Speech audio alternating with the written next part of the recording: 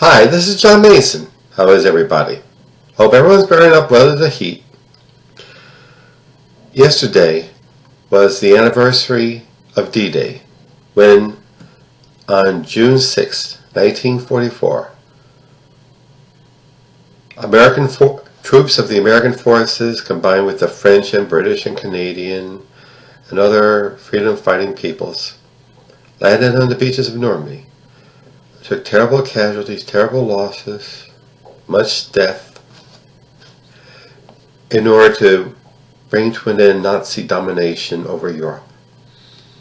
We must honor and respect them, and honor and respect all of our veterans. And this is the time when, 50 years ago, young gay men in a crappy little mob-run bar in New York called the Stonewall in 1969 had to put up with another police raid until they said no more. What triggered it? Why that time? There's always this speculation, like, could it be the rebellions in the black communities, the movement against the Vietnam War, the death of Julie Garland, who knows? But these young men, a lot of them drag queens and the street hustlers, the outliers of the even of the gay community, they fought against the riot police. For several days, they had pitched battles with riot police and beat them. And that triggered the gay movement we know to this day.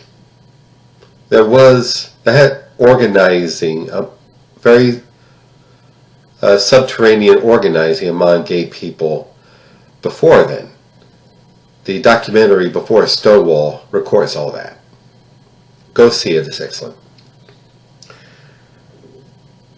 And 50 years after that, we've had tremendous progress in accepting gay rights.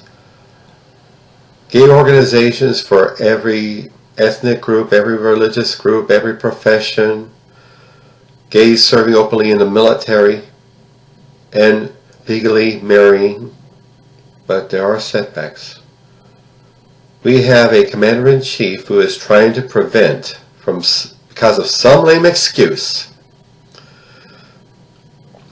trying to prevent transgender people from serving in the military.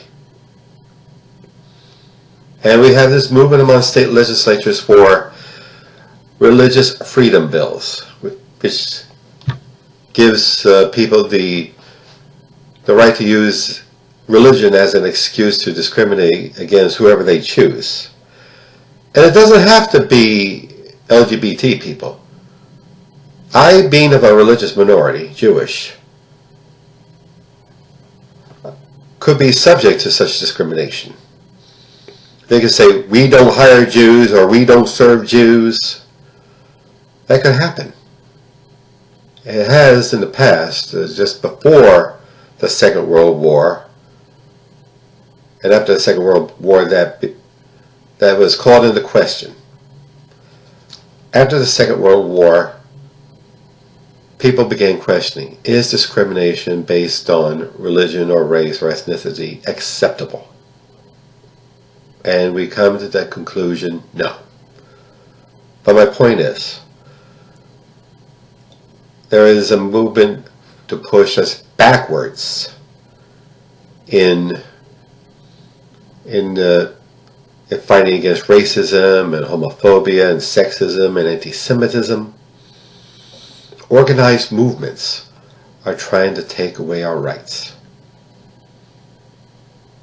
And a lot of this ties into fighting against workers trying to organize themselves into unions. Yes, that is intertwined. The same mouth that preaches racism and bigotry and anti-Semitism and homophobia, they're the same voices that preached against unions and any other attempts at worker empowerment.